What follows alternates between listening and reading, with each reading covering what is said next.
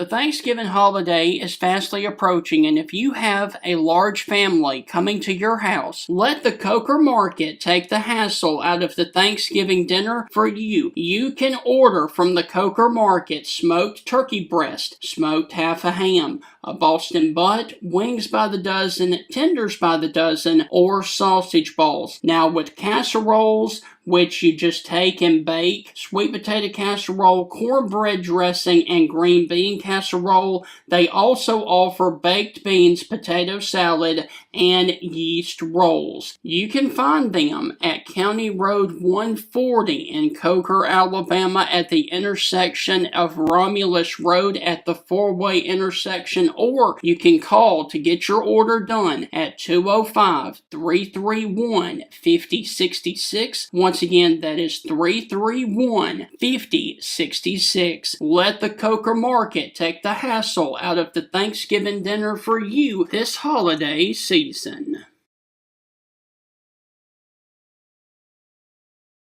We all enjoy the changing of the seasons. Fall is a special time to be thankful for our families and many blessings. It is also a great time, though, to review your insurance coverages. Alpha Insurance and hometown agent Jeff Nee can help you personalize your insurance needs. The more you protect, the more you save. With helpful customer service teams right here to serve you in Alabama and over in Mississippi, you can count on Alpha to provide the insurance plan that provides the protection that you need. For all your auto, home, life, and business insurance needs, call Alpha agent Jeff Nee or drop by his office at 202 McFarland Boulevard East, Suite 101 in Tuscaloosa, Alabama. And remember, with Jeff Nee, the more you protect, the more you save. This is the Stingray Show, and coming up on this edition, we're discussing a matchup that goes all the way back to the Southwest Conference days.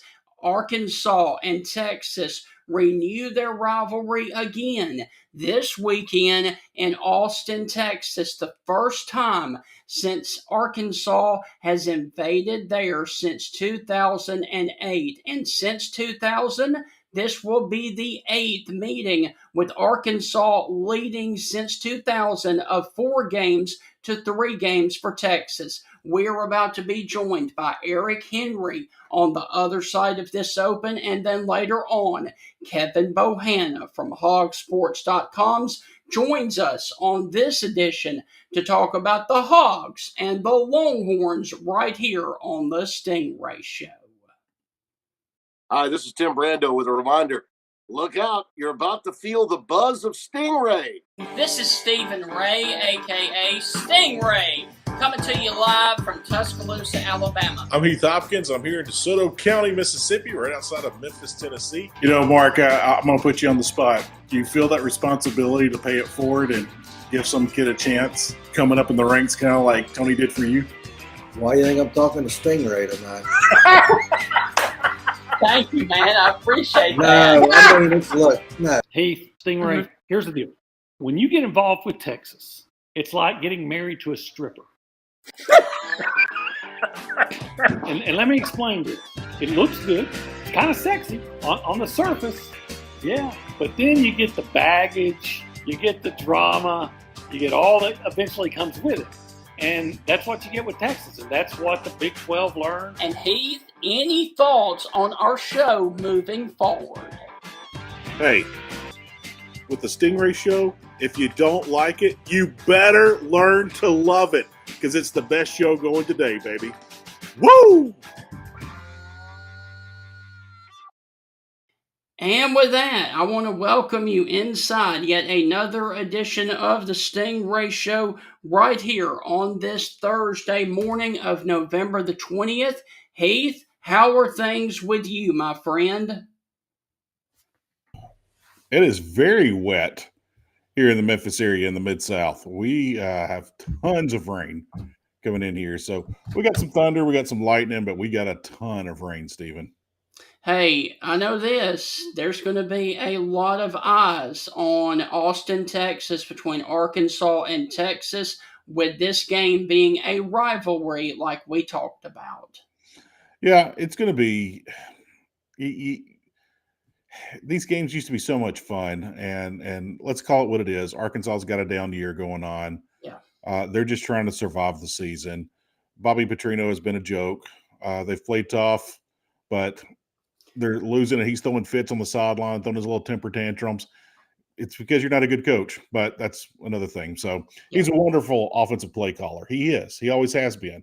Head coach, he just doesn't have the leadership. And especially in today's market with NIL and the portal and everything, your old tricks can't work. So with that, it's kind of put a damper on this game, Stephen.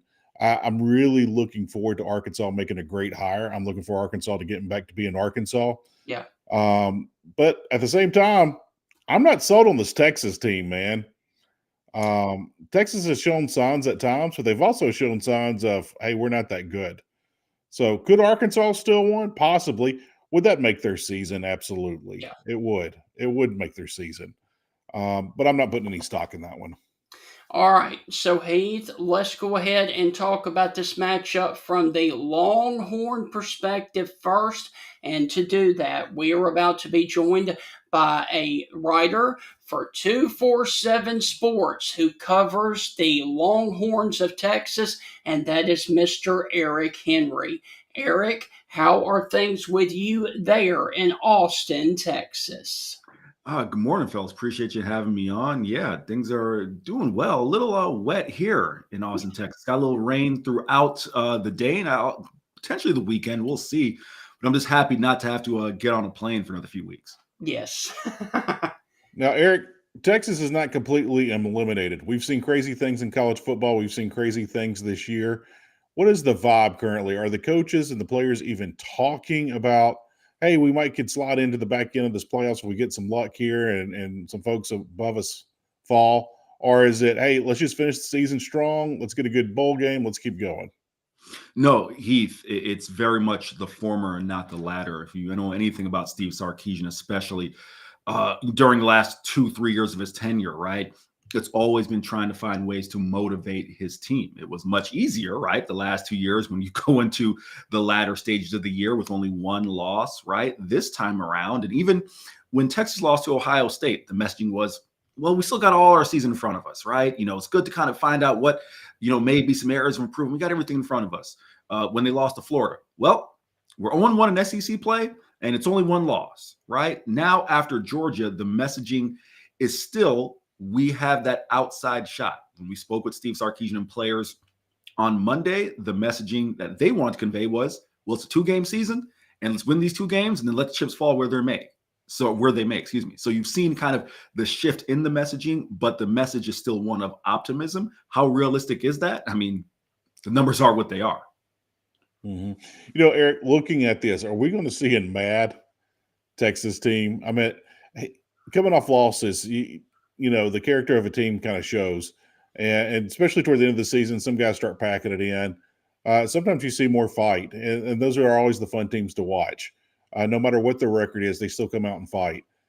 With that, this Texas team, are we going to see them come out flat, kind of dejected after the loss last week? Doesn't mean they can't win. Just, hey, we're starting slow, kind of doing this. Or are they just chomping at the bit to get that taste out of their mouth and just put 60 on Arkansas?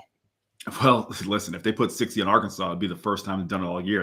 I know I'm not taking it literally, but what I mean by that is every time you thought, okay, they're just really going to put the offense together and hang, 50, 55 points, the only time they've done it is Sam Houston State. No disrespect to Sam Houston. They're barely an FBS team this year, right?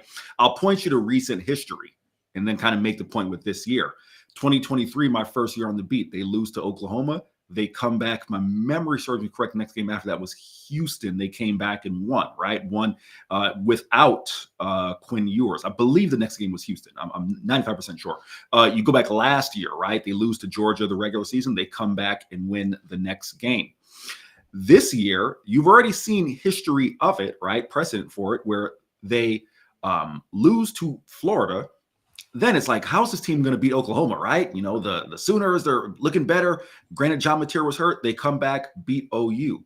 Now, the question for me is this, right? are facing the possibility of not having one of your best defensive players in Anthony Hill. You now are coming off the realization that, as we opened with, the SEC title game, not a factor. Right. CFP barely hanging on. Now you start getting into the opt-out conversation, right? I'm not saying they have players who are there now, but it's a different conversation in the past when it was one loss and everything is in front of us versus, man, well, what are we really playing for? So I guess that's my roundabout way of saying recent history has shown that they'll bounce back. But this team, as I've said all year, it's not the group that won 25 games over the last 2 years. Because all those guys are in the NFL. This team still has something to prove. We'll see what happens on Saturday. So, Eric, if you would, please talk about the growth that you have seen from Arch Manning this season from game 1 to last weekend there at Texas. Fellas, I promise you, I'm not trying to play revisionist history. It's been one of the more, I guess for lack of a better word, maddening things, right? When your last name is Manning, you're going to have all the national spotlight and attention. Yeah. But you got to trust me on this. For those of us who are local here in Central Texas and Austin, none of us thought that this was a generational talent. I don't know, and I'm picking on Gus Johnson here in his TV intro of the Ohio State game to open the year, the generational talent. No one here thought he's LeBron James. No one thought he was Victor Wembanyama. You just put him in the lineup and he does everything. What you saw was a quarterback who was highly gifted and highly talented, a legit five-star prospect, despite what Ryan Clark and others may say. He is a legitimate five-star talent, but one who struggled with consistency, even going back to spring camp, right? Now, what was surprising was in the 2 starts he made last year against Louisiana Monroe and Mississippi State, you didn't see the mechanical issues, right? The footwork being all over the place, kind of the open delivery. Those things you didn't see. That was genuinely a surprise. However, if you're just asking me, kind of where Arch Manning's season has been, if you take out the UTEP game and the Kentucky game, Arch Manning's season has been about what I would have expected, that he will grow with experience, grow with starts, and he's starting to play his best football of the season. The one other thing that you cannot ignore when assessing Arch Manning is Archie Manning. Arch Manning's always said that, hey, when I talk to my granddad says, get out of bounds or get down, right? And I'm sure a lot of that goes back to, I'm not old enough to remember, the Mr. Manning's days, you're playing with the Saints, but I've heard a lot of it was spent, running for his life. Right. The problem is Arch Manning has spent his entire first season as a starter running for his life. That cannot be ignored when assessing his season. I was, I'm showing my age. Peyton Manning and I are the same age when I was a reporter out of college. Matter of fact, the first guy I interviewed was Eli Manning. And it was before his first start. He had some playing time after Romaro Miller. Romaro Miller was considered the best quarterback in America coming out of high school. Put up decent numbers at Ole Miss, nothing spectacular. Was a good college quarterback, not a great. But here comes Eli. And the one thing that I remember the most about the Mannings is, Peyton Manning came out and set the world on fire. He was on some bad Tennessee teams to start, but he was the third-string quarterback that got thrust into action early in the season. There was a quarterback named Todd Helton that had a long career with the Colorado Rockies at first base. He was the starting quarterback. And so here comes young Peyton Manning. He was making all these great throws, but you could tell he wasn't ready. He had the talent. He just didn't have the sense yet. And, of course, he developed that very quickly. And we all know that Peyton Manning's a very smart quarterback. Eli, on the other hand, he was a little bit ahead of the game being smart, but he also sat the bench for 2 years. He was redshirted in his freshman year before he got the start at Ole Miss. And so we saw him kind of develop a whole lot faster. Arch kind of had that same path. He got to sit on the bench. He got to watch. He was behind Quinn Ewers. But it seems like his development is a little bit slower. And look, let's call it what it is. The game's different today than what it was when Eli Manning played back in the early 2000s. It was 25 years ago by. Now, were they spreading the field back then? Yes. Were they throwing the ball all over the field then? Yes. Are we seeing that now? Yes. And I would even say that the defenses were more aggressive back then than they are now. But what has been the biggest holdup, in your opinion, of the Arch Manning development at Texas just for this season? Not last year, because I remember those starts with Mississippi State. He looked good. But this year, not so much. What's going on? Have they put too much on the plate for him? And that's kind of stunted his development? Or if they've not just pushed him enough? Or is it just hey, I'm a slow learner. Once I get it, I got it. And once I got it, I'm going to take off and be the best. What's your opinion of that? Heath, this isn't going to be a sexy answer, but the fact of the matter is it's a combination of a lot of things, right? I know the hot take answer would be, well, it's just a name, right? That's the thing that you can put on Twitter, right? He's just a name. He's not here's the fact of the matter, right? I'm going to try to break this down in multiple pieces. One, I think if you take a look at everything that's happened this year for Texas, I talked about the offensive line. Let me add another variable in here, which is Steve Sarkisian, the way they've wanted to play football. It's taken Steve about 2.5 months to admit this, but the fact of the matter is this. He has wanted to push the ball downfield in a way that clearly he could not with Quinn Ewers. He tried. I wasn't here in 2022 during Quinn's first year as a starter, but I was here, for 2023 and 2024.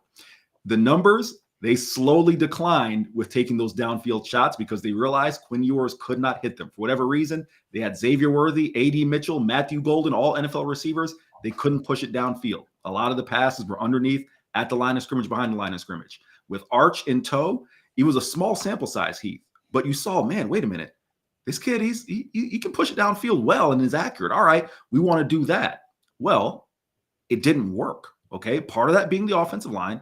Part of it being the run game has just been atrocious this year. They're averaging a little over 74 yards per game in SEC play. That's half of what they were averaging last year in SEC play, right? So, Heath, you talked about your history watching quarterbacks and the Mannings. I don't think you have to be a football savant to know if you're starting out in 2nd and 9 or behind the chains. Right. It doesn't help any quarterback. I don't care who you could be, Patrick Mahomes of this era, right? It doesn't help things. That certainly has stunted his growth. As I mentioned, the mechanical stuff, that was very odd, very unexplainable. We haven't really gotten an answer as to why that just happened. I don't know if that's Arch just maybe trying to do too much, but it was very clear. He was not the same quarterback mechanically he was last year. So those are all parts of the answer. I'll throw one factor out there that I think this is something Texas fans may have to sit with, and it may be a cold hard truth that Steve Sarkisian may have to sit with, okay? Steve Sarkisian has been very adamant, right? I'm not giving up the offensive play calling duties. I was hired because I'm a play caller. I'm an offensive guy. We all know Sark's history going back to SC. Carson Palmer, Matt Leinart, go to Bama, right? Mac Jones, Tua, etc. If you look at Steve Sarkisian, let's just use Texas as an example, right? First year, called a wash, right? You had Casey Thompson, Hudson Card. Whatever you want to say of Quinn Ewers, he was the #1 overall recruit in the nation. Ended up being a 6th, 7th round pick, if memory serves correct. I think Quinn was 6th round pick. Does that line up? Who knows? Now you're seeing this situation with Arch. I think some people would say, he had a Malik Murphy who was a top 15, top 20 recruit in the nation. He ends up going to Oregon State, right? I'm not saying that Steve Sarkisian has lost his fastball when it comes to developing quarterbacks. However, you can make the case that next year, if you don't get the most out of Arch Manning, I think it's fair to turn the spotlight on Steve Sarkisian and say, hey, what accountability do you play in terms of developing quarterbacks? Yes.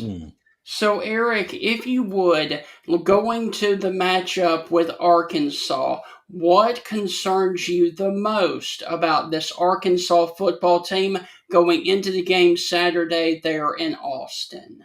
Well, listening to your guys' intro, I learned that Heath is not a fan of Bobby Petrino, and I listen. I'm not here to stick up for Bobby Petrino. If I call it low hanging fruit, but if I were in a motorcycle accident, the first thing I wouldn't be doing is cooking up an excuses to explain why I was where I was. Nevertheless, that's just me.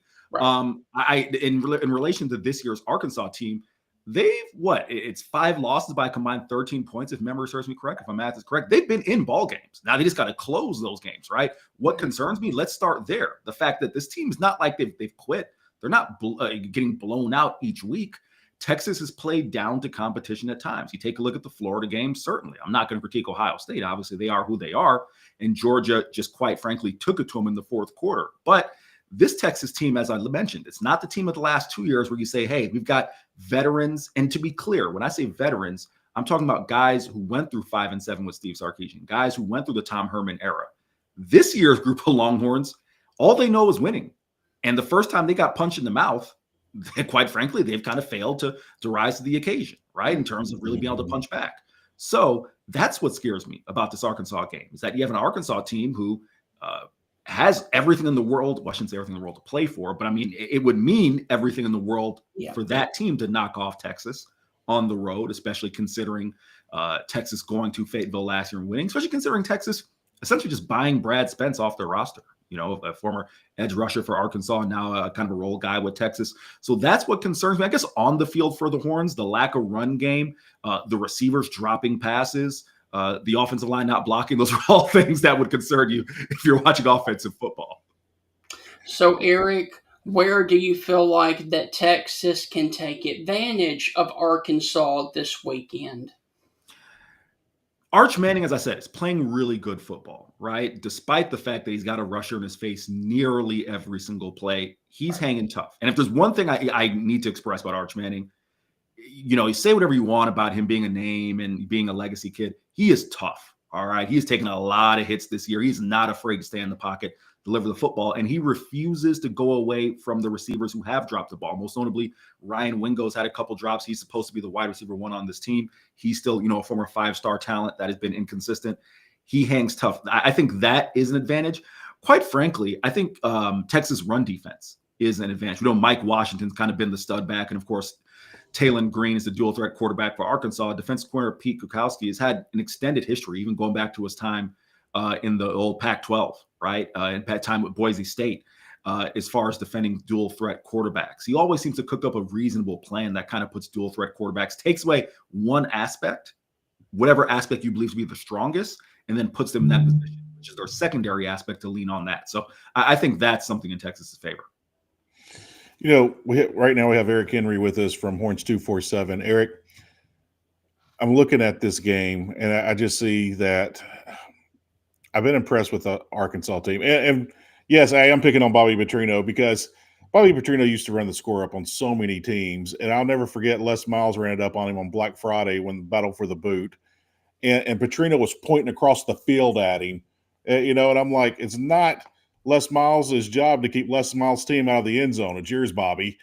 He'll run the score up on people, but then he'll cry about it and pout about it when you do it to him. Yeah. And then, of course, that halftime interview this past weekend, he's blaming the official. It's always someone else's problem and never his. And that's always been my biggest beef with Petrino. Even when he was winning at a big level, he always blamed everybody and cried, just a huge crybaby.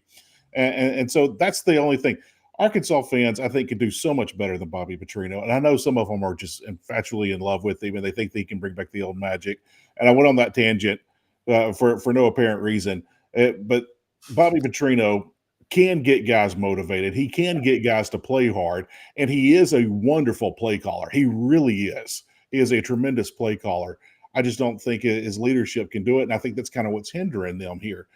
With all of that being said, what is a worst-case scenario for Texas to come out? Because Talon Green has had a phenomenal season under Sam Pittman and Petrino. And, me, you, and Stingray could go head coach a quarter over there, and I think you'd still get the same Talon Green.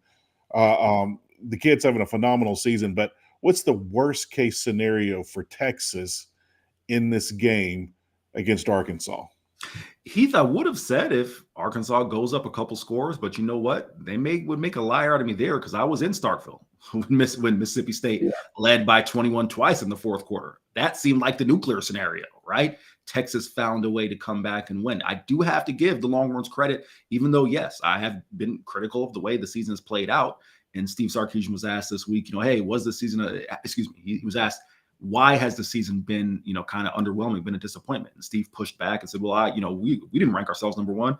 Yeah, but, you wouldn't want to be entering the penultimate week of the season on the outside looking in the SEC title race and outside the CFP race. However, with that being said, they do play hard. They have not quit. I think the nightmare scenario for Texas would be this. There's a difference between going down, those scores in Starkville and going down those scores at home. Especially coming after the Georgia loss. So I'm going to speak out of both sides of my mouth here, but it's not that they haven't shown an ability to come back, but this that home crowd at DKR will turn on them if they go down several scores early. I think that's the nightmare scenario, in addition to if they're down and they cannot run the football and they have to be one-dimensional. Because as I mentioned, and I guess I'll give be very specific with the offensive line issue. left guard has been a turnstile. It's been a revolving door all season for Texas. They've seemingly got it a little bit figured by moving Cole Hudson, who started the year at center, back to left guard. But the offensive line still isn't, it's not what it was the last 2 years when you had 4 guys in the NFL, right? Or now in the NFL. If they go down and they can not run the ball, and that's a non-factor, and they have to just lean on passing, that makes Texas wholly one-dimensional, and that's where the Longhorns will struggle.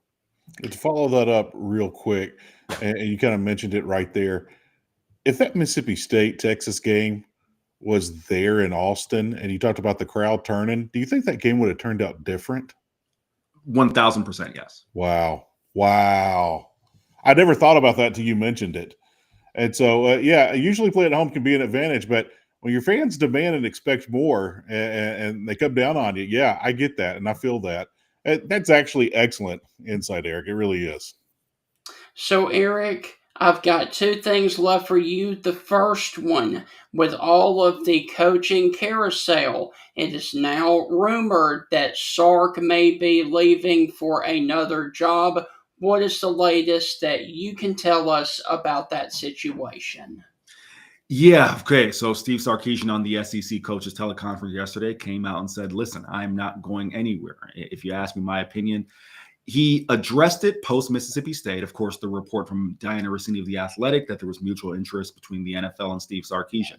I felt, while he did an excellent job, pushing back on Diana's report, I thought what he said yesterday is what he should have added at Mississippi State.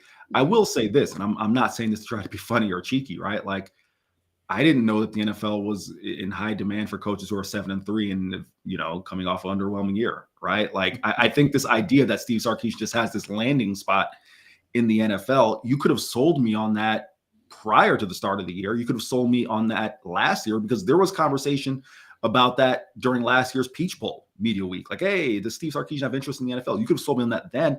I just don't see why Steve Sarkisian would even be the hottest college coaching commodity. And that's not, and I shouldn't say I'm a Steve Sarkisian guy. Let me rephrase that. I think probably higher of Steve Sarkisian than many in this market. I think he's done an excellent job with this program. I think the stigma of 7-win Sark is pretty unfair. I think that's wholly behind him. But with that being said, I don't see why there should just be this huge, rush for him right now in the NFL. So the latest of that is he's shut down the rumors. I think for now, you got to beat Arkansas and at least quiet things. Mm-hmm. But if they lose to A&M, especially in a decisive fashion, and they're 8-4 and heading to the Outback Bowl, or I guess it's the ReliaQuest Bowl now, or the Citrus Bowl, fans aren't going to be happy. And then, it's not really going to quell things, because there's going to be that conversation of, well, what's next? Mm-hmm.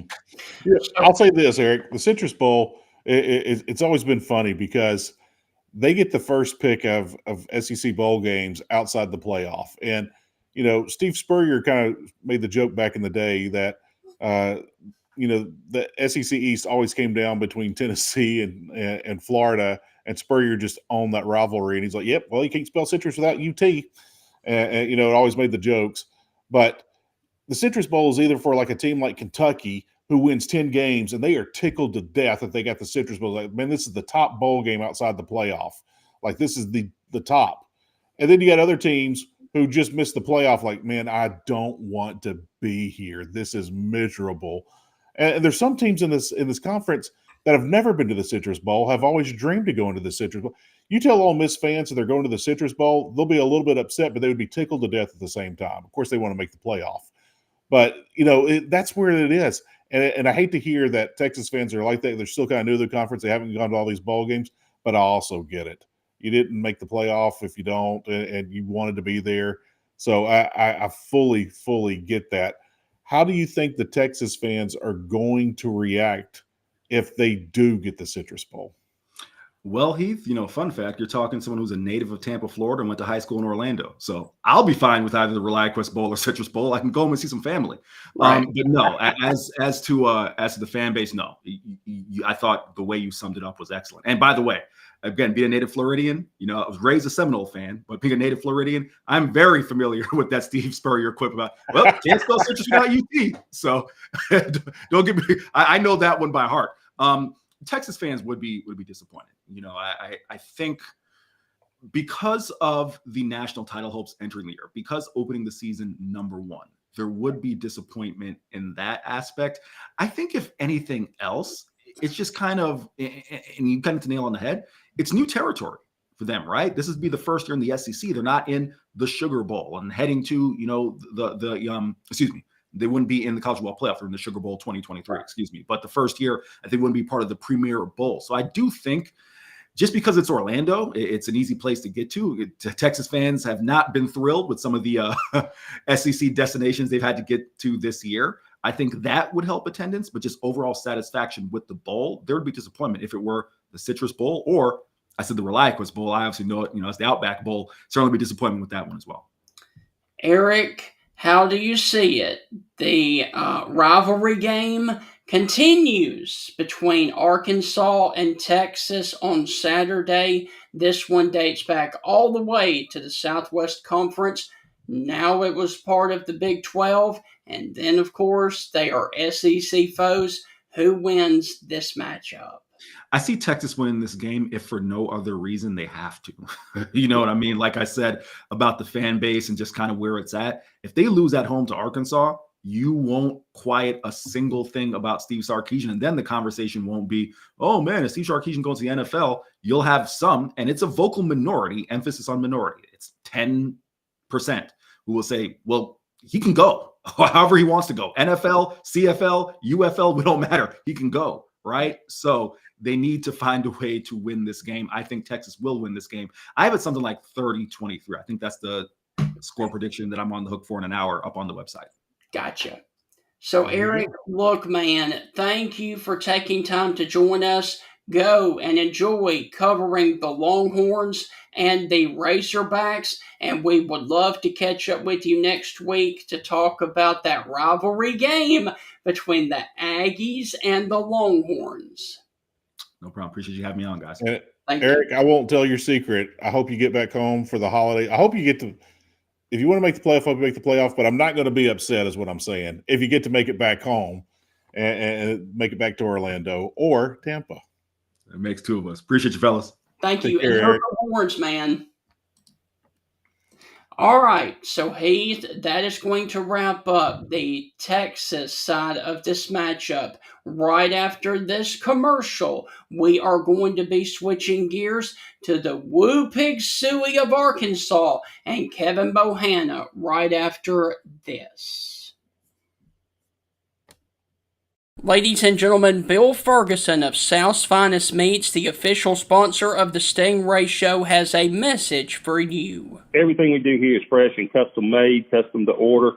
I tell people when they come in, if you don't see what you like, ask somebody. We've got the capability to process it, make it. If you want a different blend of hamburger meat, we'll do your brisket blend. We'll do your chuck blend. We'll do your sirloin blend. We do all that right here. We are a butcher shop. That's what we do. So please don't be afraid to ask if you don't see what you like. We can make you any size patty you want. We can make you any amount you want. People call me and say, well, how many patties come in the box? Well, ma'am, how many would you like in a box? You want 12, we'll put 12. You want 25, we'll put 25. That's just one of the many things that South's Finest Meats has to offer, the official butcher shop of the Stingray Show. All right, so Heath, briefly, we are awaiting Kevin Bohanna to join us, and I wanted to do a quick little preview and an issue of the National Day of Today and the National History of Today. And Heath, we will begin with the national birthdays today, and we've actually got two rockers who have birthdays today. The first one is no longer with us. However, he was awesome as a part of the Allman Brothers Band and then also as a solo artist. Today is the birthday of Greg Allman. I have not read his book, but they said his book is so over the top. He did it right. So many people write a book and they're scared to tell the real stories, this and that, and that's what we really want. Greg Allman didn't hold back. They said his book is so over the top. I've always wanted to read his book. They say it's just excellent. I don't think it's something that you can talk about at Sunday school class with the sex, drugs, and rock and roll. But yeah, the late Greg Allman, man, made so much great music, made a lot of people happy too. And he was rocking to his last few years here on this earth too. And Heath, the other one, also was a part of a group and then went on to do a solo career, Joe Walsh. Oh wow, Joe Walsh. I've always enjoyed Joe Walsh's music. Yeah. I really have. He's had some fun music. A lot of songs you can sing along to. You know, he's got that great voice, but he's got so many songs that you turn up the radio, roll down the windows. You may or may not be speeding down the road, but yeah, the great Joe Walsh. All right, and it is also National Peanut Butter Fudge Day. Interesting. I love some peanut butter fudge, man. That's some good stuff. Yeah. You know, anything peanut butter and chocolate, man, bring it on. Bring it on. Hey, Steven, I'm going to throw something randomly at you Okay. as we wait on our guests. Are you ready for this? This shocked me. I started thinking about this. I looked at it here like the first month into the season, and man, have these things completely changed. But see if you can just name the top 5 quarterbacks by QBR rating in the SEC.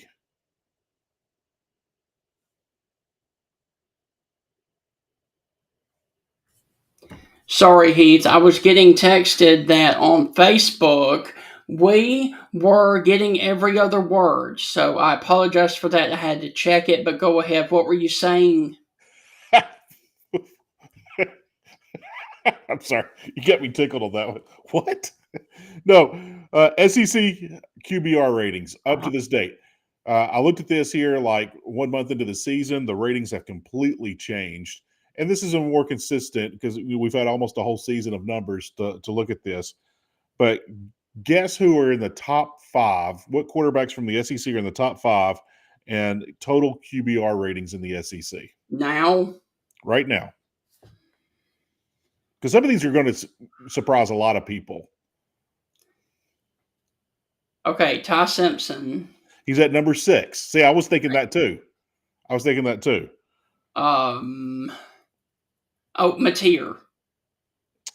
Mateer is actually 11, which shocked me tremendously. Okay. Aguilar. Joey Aguilar. Number 7. I would have put him in the top 5 as well.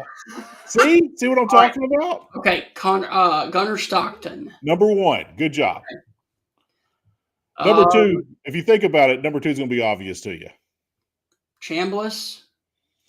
No, he's number 4. Number 2, Diego Pavia. Yep, I was going there. Yep. 3, Taylon Green. 4, Chambliss from Ole Miss. Yep. 5, Marcel Reed. He's getting Heisman love right now. Mm-hmm. Just to wrap up the list real quick. 6, Ty Simpson. 7, Joey Aguilar. 8, Garrett Nussmeier. 9, Pribula from Missouri. 10, Cutter Boley. That shocked me. Yeah. I mean, I know he's turned it on here the last couple of weeks of the season, but that really shocked me. Dude, where's Taylon Green? Taylon Green's number 3. Okay. And then John Mateer, 11. Arch Manning, 12th. Yeah, I know.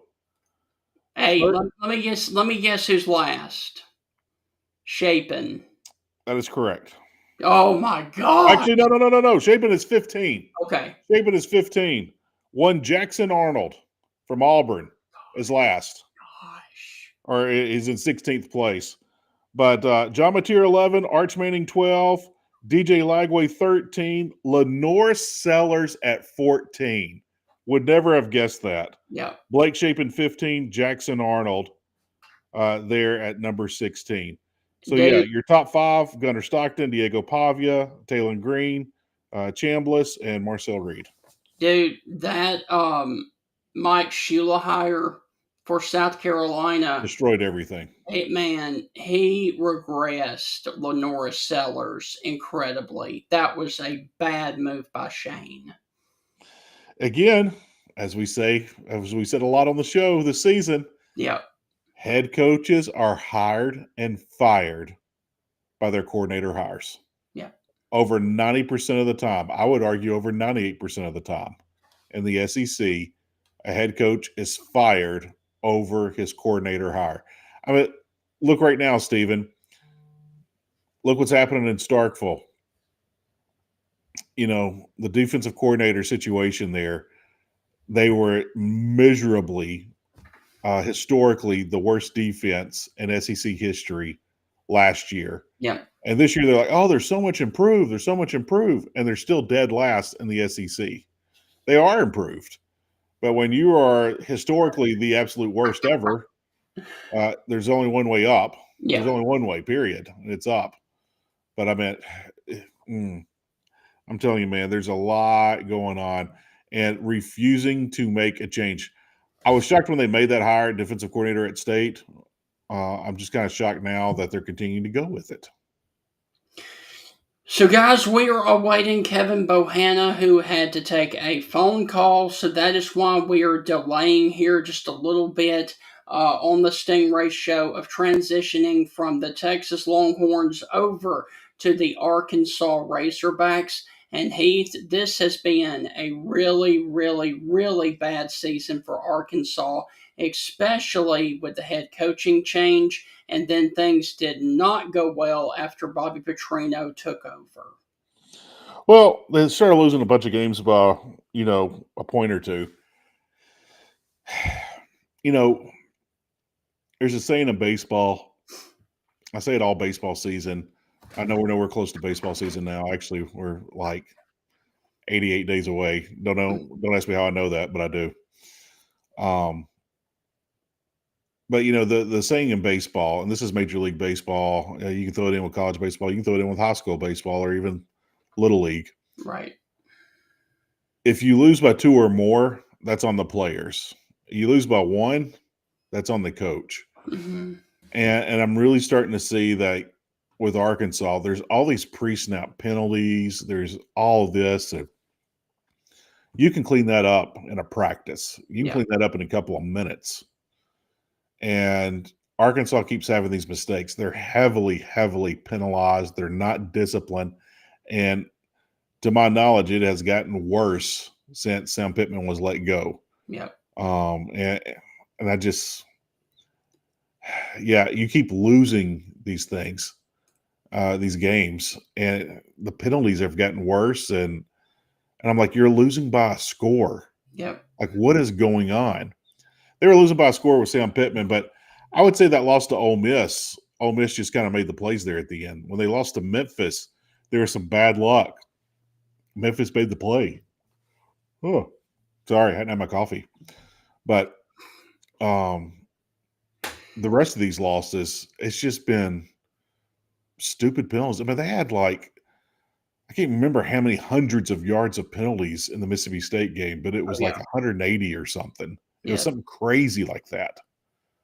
I've heard people say on their shows and podcasts, if you have 80 yards of penalties, that's equivalent to a turnover. And you're having 180, there's a problem. So, Heath, let's go ahead and talk about the rivalry between Texas and Arkansas. Give us your thoughts on that rivalry. You know what? We should have brought a good friend of the show, one Right Reverend Houston Dale Nutt, on the show this week. Yeah. Because when this rivalry comes up, and I remember the old days of the Southwest Conference and everything, but it was beginning of the season a few years back. Coach Nutt still at Arkansas.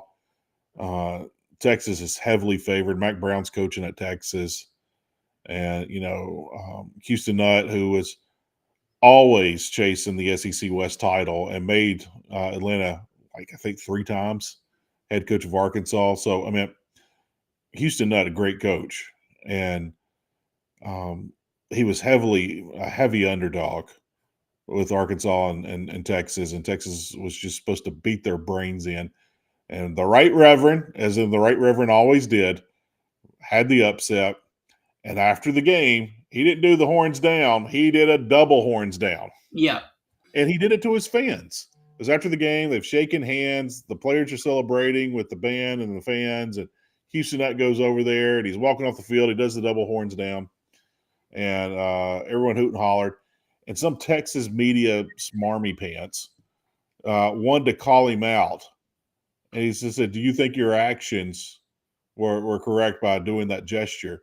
And I loved Houston Nutt's response. Just absolutely loved his response. He was just like, "Am I the first person who's ever done that? Am I the first head coach that's ever done that?" Right. And of course, it's not. And so, but I loved his answer to it because Texas wanted to be offended. Texas always wants to be offended. Yeah. And so I'm just kind of, yeah, I'm not buying it. But Stephen, the one thing I really hate about college football these days, and I love everything about college football, we don't have any characters as coaches, man. Right. We don't have the Houston Nuts. We don't have the Mike Leaches. We don't have the Steve Spurriers. We don't have these guys anymore. I mean, the closest thing we got is like Dabo and Lane Kiffin on Twitter. Lane's boring during press conferences. On Twitter, he's fun. But I don't know, man. All right. So Kevin is with us. He finally got off the phone call. So let's go on ahead and talk about Pig Suey going up against her rival in the Longhorns of Texas. Kevin, I got to ask you, man, do we know who the next head coach of Arkansas is on that phone call? Yeah, that's phone calls I'm taking, guys. I bet it is. That's what I was exactly guessing. Yeah, it's important times here in Fayetteville because everything's happening at the light speed breakneck pace of a snail. So it's funny. Okay, guys, I got to tell you this. So I go to my mailbox yesterday. I pull the mail out, and it had been a day since I checked it or whatever, and I knew the guy hasn't come back around yet. And I pull it out, and there's a slug or there's a snail on my mail, and I'm like, "Is this an oxymoron or irony?" Like Right. I'm looking at, okay, it's snail, and about that time I get a phone call, and they're like, "Hey, what we had talked about earlier with that coach is really true." I said that it's picking up steam, so. I believe Hunter Yurachek is down to his guy, and they're down to 3 or 8 or throwing a number out. But I think you could pick between Ryan Silverfield, Eric Morris, and another G5 coach, and I think you'd have pretty good odds of getting some money off of one of those 3. So the whole craziness, and I know it's the agents working this. Yeah. I didn't think it's like, I know Arkansas is not doing this. The whole Ed Orgeron talk is just to get Ed Orgeron's name out there and hopefully get him another job somewhere else. But when I heard Sunday night that Ed Orgeron at Arkansas had been talking, I was like, no, they haven't. Yeah. And Ed Orgeron was actually on Arkansas staff long ago. He had spent some time there. Gus Malzahn did interview on Wednesday. That's a name that all 3 of us had talked about originally. And is it the same Gus bus that was talked about 2017, maybe 2019? In my opinion, yes. I don't think Gus has lost it. I think Gus can win in the SEC, and I think he wants to be a head coach again. Gray hair be damned. So I think, it's just a matter of what Hunter Yurachek wants to go with and what the Board of Trustees feels comfortable with. Now, if I had a choice between Eric Morris, who is an up-and-coming play caller that's led North Texas to a 9-1 record, or Gus Malzahn, I would lean Malzahn, but that's me. Right. That's me, having I'm known with you on Gus and know what he's been through. It would, if Bobby Petrino can come back home, so can Gus. Dang it. I'm telling you, so can Gus.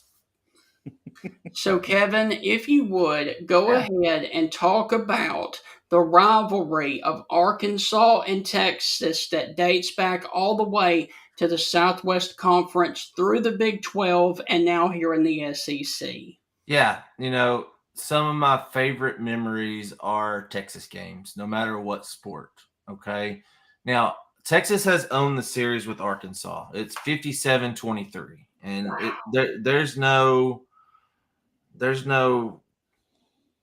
arguing that Texas has dominated Arkansas. Yeah. But over the last 25, 26 years, Arkansas has held their own. Arkansas has done their part. Going back to the 2000 Cotton Bowl, Clint Sterner, Cedric Cobbs, they held Texas to negative 38 rushing yards, something just astronomically bad. And Chris Sims coming out there and getting folded up like a taco on a cool Dallas morning at the Cotton Bowl was so much fun. I enjoyed that so much as a freshman in college. It happens. And the Houston Nut Mac Brown story is hilarious talking about that. Because Mac Brown was like, man, you can't do that. It's just not good. Yes, you can. Houston telling him, man, I grew up, I'm a Razorback through and through. I went there, I grew up in Little Rock. I'm a Razorback, and that's what I want to do. It just got hold up, It's like the guy that said he had too much damn Bama in him when he poisoned Toomer's corner or whatever. It's not that bad, but that's Houston, and Matt Jones, 2003, they go to Texas. Vince Young was a baby then. He was a freshman that year, and he was playing behind some dude named Chance. He was, so Arkansas wins there. They start out 4-0, get ranked in the top 10, and then they lose like 4 straight. They get hosed at Auburn. The next year, 2004, that was Vince Young's coming out year. They beat Michigan that year in the Rose Bowl. Arkansas had them beat in non-conference. And Matt Jones fumbled in like the red zone, and I think Texas won 22-20. Of course, 2008, that was Bobby Petrino's first year. Colt McCoy, it was 52-10. I was there for that game in Austin. That was bad. Bad. Yeah. The Texas Bowl, 31-7. 2021, 40-21. Sarkisian comes in, and Sam Pittman and Rocket Sanders, KJ Jefferson light up a can of whoop 'em, and Arkansas had a great year that year. So I have a ton of respect for Steve Sarkisian. I think he is one of the best play callers and best offensive minds in college football right now. And it's going to be a tough game down there this weekend. But, baseball, College World Series 2018, Heston Kjerstad knocking over the first baseman when he ran into him. Tom Penders in the late 80s and Nolan Richardson. That's what Arkansas and Texas is built on for a lot of Arkansas fans. Yes. Wow. The Tom Penders reference really took me back on that one. I was not expecting that this morning. Yeah. Not expecting that one at all. Kevin, look, for the folks that are just joining us right now, and might have missed us talking about it here, 5, 8, 10 minutes ago, not 6, 7, because everyone's doing that. But what are the 3 coaches that Arkansas you think are narrowing it down to? Yeah, I would say you could look at Ryan Silverfield, Eric Morris. Those are 2 right there. Gus Malzahn interviewed on Wednesday. Is he one of the finalists? I think he's on the outside looking in right now. Right. For some reason, Pat Fitzgerald's name keeps coming up. I think that 3rd spot is just kind of a wild card right now. But I think Morris and Silverfield, you could really, take that. I think Summerall is in a different level in a different league right now. That's just in a different stage because I think that's LSU and Florida's backup, and so it's Auburn's as well. Yeah. Mm-hmm. You mentioned Pat Fitzgerald. I'm a massive fan of Pat Fitzgerald. If you can win at Northwestern, you can win anywhere. Yeah. His record in 1-score games, 50-35. See, that's exactly me and Steven were just talking about this. That's what I'm talking about. When it's a 1-score game, it comes down to coaching. And he's would you say 50 and what? 50-35. That's amazing. Yeah. That's amazing. At Northwestern. I mean, 50-35 may not be as impressive at Alabama. Yeah. But at Northwestern, that is phenomenal. I mean, playing the Big Ten, I'm sorry. Yeah. I love Pat Fitzgerald. I think the SEC would love to have him. I think he would coach circles around so many people if you gave him some money. I agree. Kevin, when you look at the matchup on Saturday down in Austin with the renewed rivalry of Arkansas and Texas now being in the SEC, what are you most concerned with that Texas can take advantage of Arkansas? There are a lot of different areas where Texas just outshines Arkansas in this one. When I was doing my Keys to Victory and 5 burning questions, it's on hogsports.com right now, and we're doing 2 months for $1. So go there and sign up, get all your coaching news. Trey Biddy, Danny West, Connor Goodson, Tyler does a great job. So had to plug that real quick. Okay. Look, Arch Manning and Taylor Green came into the season as award-worthy quarterbacks. Now, Arch was Heisman, Davey O'Brien, Walter Camp, Maxwell. Taylor Green was, okay, all SEC with the potential to go higher. All right. So through 10 games, who is the better quarterback? Talon. Talon. Now, his stats are better. He's had more touchdowns, 26 to 25 total. He's run for over 700 yards. Arch is under 200, and he's thrown for more yards. So, but Arch Manning he's better weapons around him, and Ryan Wingo may go for 200 yards on Saturday. 200 total yards. I firmly believe that. But what worries me is Texas' defense. They like to mask coverages, and they will run combo coverages. They'll run man to one side, zone to another, and Taylor Green really struggles with that. If it's not scripted, he really struggles. So Arkansas can't turn the ball over. They have to establish the run. That's where you get the, unstoppable force, irresistible moving object type deal. Texas defense is allowing 83 yards a game rushing. Arkansas is rushing for 205.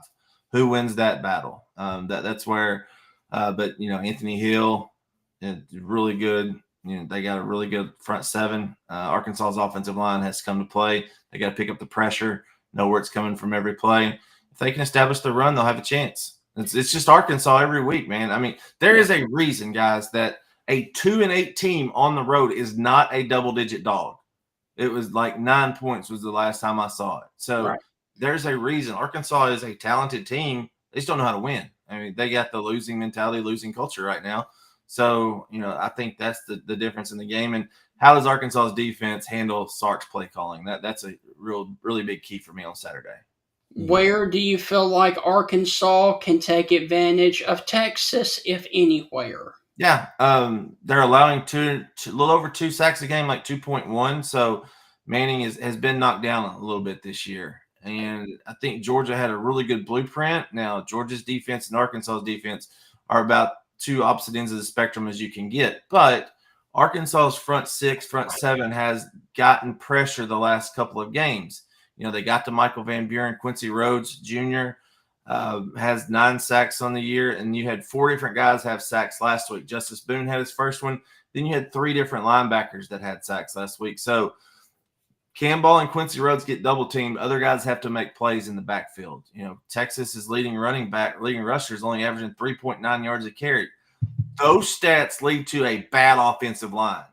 I mean, at the bottom at the end of the day. So Arkansas can get some pressure. Of course, Sark's going to do his best to, misdirection and disguise everything and try to eliminate that pressure, and it'll just become a chess game at that point.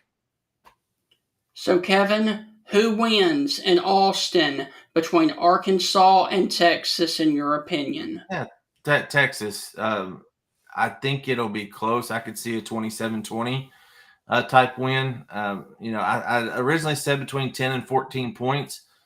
The Arkansas guys have not let go of the rope, though. Bob Petrino is still coaching his tail off.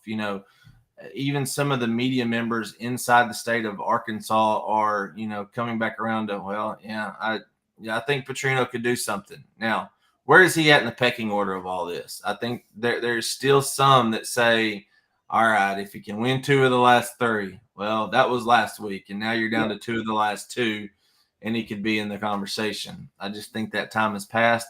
I think Texas wins this one. Kevin, why do you think Arkansas just can't get over the hump in these close games? I feel like with Petrino, it is the penalties, the pre-snap penalties, the lack of discipline. Sam Pittman, I just thought it was kind of some bad luck, especially that Ole Miss game. I just thought that Ole Miss made the plays. The Memphis game, I thought there was some bad luck there. Memphis made the play. But these other games with Petrino, I think it's just been lack of discipline and not being lined up right, pre-snap penalties, those kind of things of why Arkansas is losing. But you see these guys week in and week out. You know what's happening. Why is Arkansas losing these games so close? Yeah, there is a clutch factor that if you look back over the history of sports, and you could even look and dissect Arkansas sports. Go back to the early 2000s with Matt Jones. If you wanted somebody late in the game to go in and get you a game-winning drive, get the ball to Matt Jones. Now, he would be sitting back on the bench like this with his helmet under him like this and just hanging out. Just, all right, let's go ball. I'm ready. That's just Matt Jones's character. That's just his, his demeanor with everything. Ryan Mallett, 6'7" gunslinger, is like, all right, let's go. I'm putting the team on my back and let's go. Taylor Green was leading the nation in yards per game. It's like 325 or whatever it is. It's the most useless stat in sports, guys. You go back to Mike Leach and what he was doing at Washington State with the quarterbacks throwing for 450 yards a game. Well, what were they doing? They were going 7-5, 6-6, maybe 8-4 on a good night, or a good season. So the stats per game, unless you're winning and scoring at a rate that is equaling wins, that stat doesn't matter. So at the end of the day, it's making the plays when it matters the most. It's holding on to the football. It's having that clutch factor. It's having that gene that says, I'm not going to lose. I don't care. Arkansas was up 14-0 in Baton Rouge and had the chance to put their foot on LSU's throat because those guys were done, guys. They were done. If you were there, you watched it, whatever, LSU was done at that point. And Arkansas just gave it back. Oh, here's 3 turnovers. And Arkansas turned the ball over on the first play of the game. All right.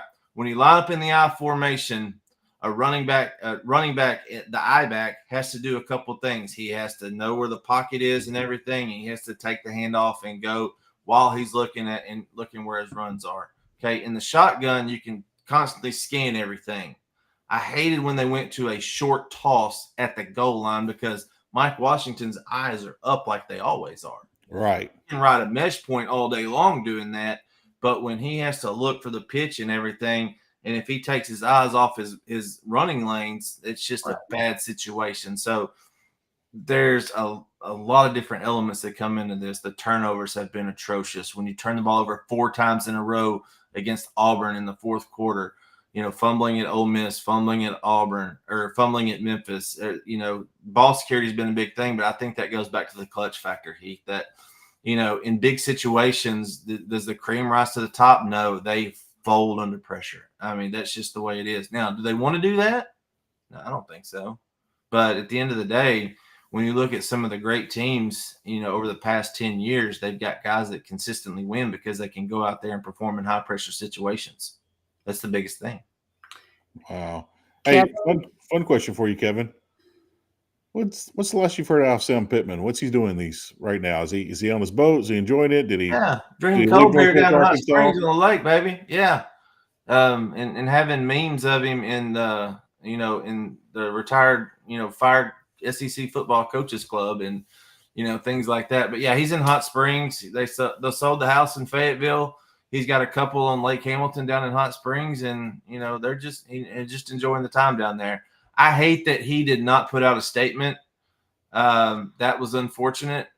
Just the way everything happened. I think it just the marriage was good from at the beginning, and everybody was behind him, and just kind of fell apart at the end. But that's the business of college football in 2025. Well, we have learned on this show.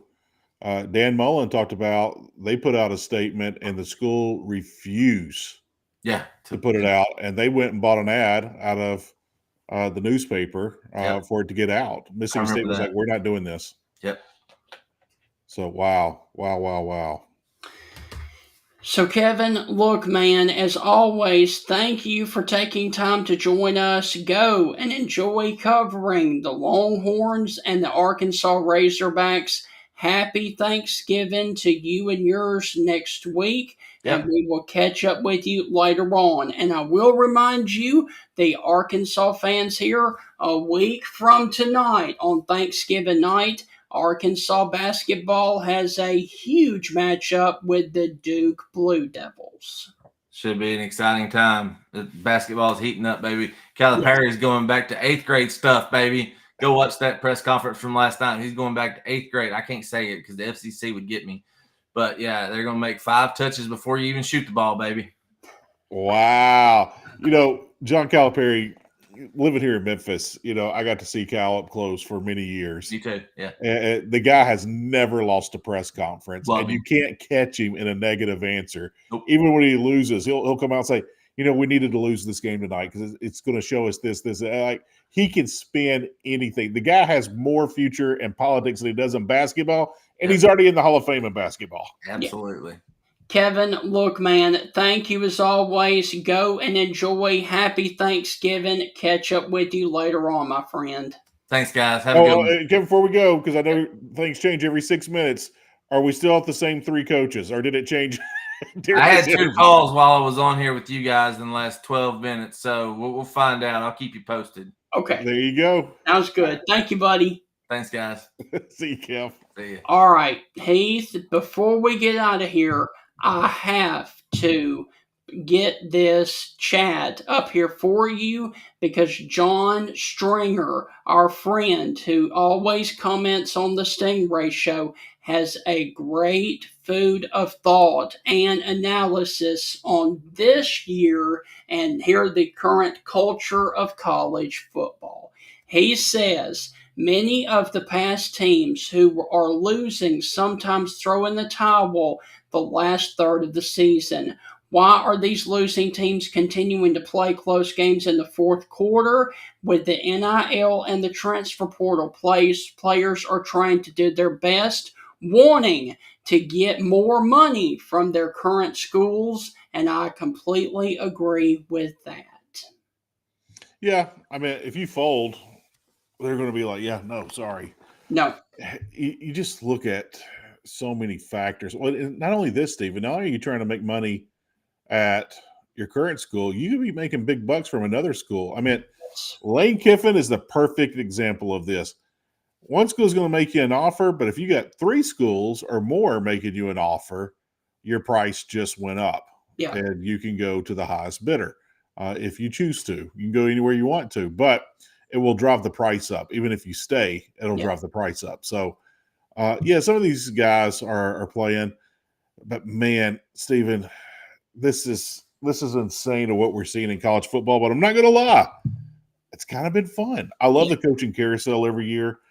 I'm just worried about the second round of the coaching carousel. I think that's the nightmare scenario, that if you lose your head coach to another school, I think that's just an absolute nightmare scenario, because everyone who's making hires right now in the first round, they're prepared, they've interviewed, they've gotten the best candidates.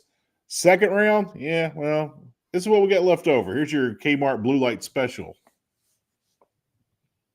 So, Heath, are you ready to end the Stingray Show on a little bit of comedy? Is it coming from you? Because I know I can't laugh. No, it's not coming from me. I'm joking. Okay. What you got, man? You know how everybody was talking about when Brian Kelly was fired, and that the Louisiana governor said that Scott Woodard would not make the hire down at LSU? John Stringer gets the comment of the day because Arkansas is going to let who pick the coach? Hey, Sarah Huckabee Sanders, man. She is an excellent governor. She really, her father voted governor of the year twice. Yeah. He was an excellent governor, her father, Mike Huckabee. But Sarah Huckabee Sanders. Yeah. I'll say this, man. She rarely loses on her picks. I'm glad she's not boisterous and loudmouth and everything, kind of like the governor down in Louisiana. I'm telling you, man, he has scared some people away. Now, LSU's still LSU. That's still the best job out there that's open right now.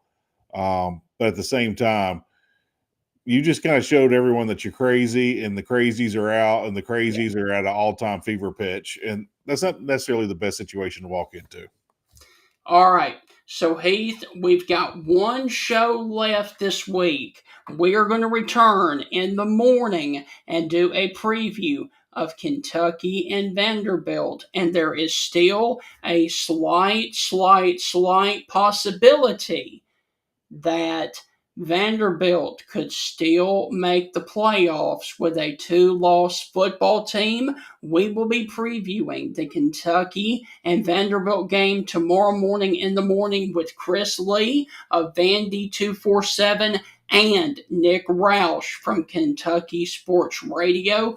Guys, we will see you then. Have a wonderful rest of your Thursday. We've got one more day until we get to Glorious Friday. We all love Fridays. And guys, we will see you right back here then. And Heath, have you been watching any Maction this week? I watched a lot of Maction last night. I watched that Buffalo Miami game.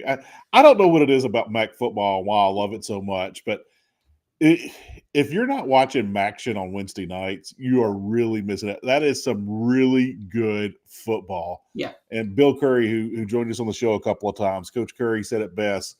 He goes, they have SEC attitude. They just don't have the money and resources. He goes, it is a very serious conference. They take it very serious. And man, they hurt when they lose and they celebrate hard when they win. And although their fan bases are small, they are very much into it. It's football 24/7 year-round, 365 in the MAC. And Stephen, I'm just enjoying watching those games. But it was a good game last night. All right, we have gone over our limit of an hour. We've actually gone an hour and 10 minutes due to waiting on Kevin. So let's go on ahead and get out of here. That is a wrap on this edition of the Stingray Show. We will see you on the Friday edition of the Stingray Show. Have a wonderful rest of your Thursday, and be safe out there, everybody. We all enjoy the changing of the seasons. Fall is a special time to be thankful for our families and many blessings. It is also a great time, though, to review your insurance coverages. Alpha Insurance and hometown agent Jeff Nee can help you personalize your insurance needs. The more you protect, the more you save. With helpful customer service teams right here to serve you in Alabama and over in Mississippi, you can count on Alpha to provide the insurance plan that provides the protection that you need. For all your auto, home, life, and business insurance needs, call Alpha agent Jeff Nee or drop by his office at 202 McFarland Boulevard East, Suite 101 in Tuscaloosa, Alabama. And remember, with Jeff Nee, the more you protect, the more you save.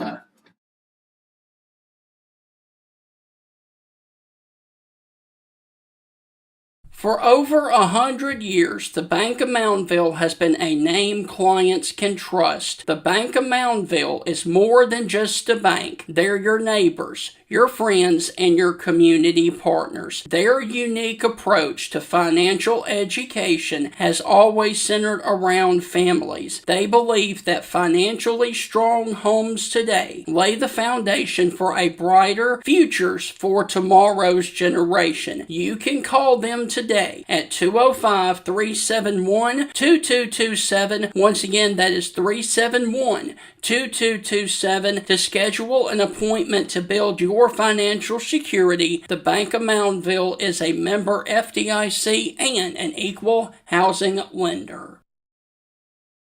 Ladies and gentlemen, Bill Ferguson of South's Finest Meats, the official sponsor of the Stingray Show, has a message for you. Everything we do here is fresh and custom made, custom to order. I tell people when they come in, if you don't see what you like, ask somebody. We've got the capability to process it, make it. If you want a different blend of hamburger meat, we'll do your brisket blend. We'll do your chuck blend. We'll do your sirloin blend. We do all that right here. We are a butcher shop. It's what we do. So please don't be afraid to ask if you don't see what you like. We can make you any size patty you want. We can make you any amount you want. People call me and say, well, how many patties come in the box? Well, ma'am, how many would you like in a box? You want 12, we'll put 12. You want 25, we'll put 25. That's just one of the many things that South's Finest Meats has to offer, the official butcher shop of the Stingray Show.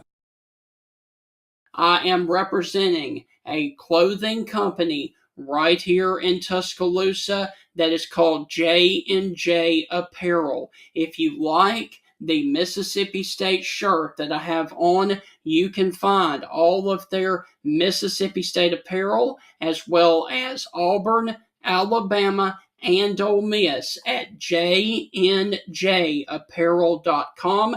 They are located right here in Tuscaloosa, but they also have other merchandise for other SEC schools as well. So once again, if you do like this polo that I've got on and the Walking Bulldog, go to jnjapparel.com and get all of your SEC merch right there for Ole Miss, Alabama, Auburn, and Mississippi State with J&J Apparel.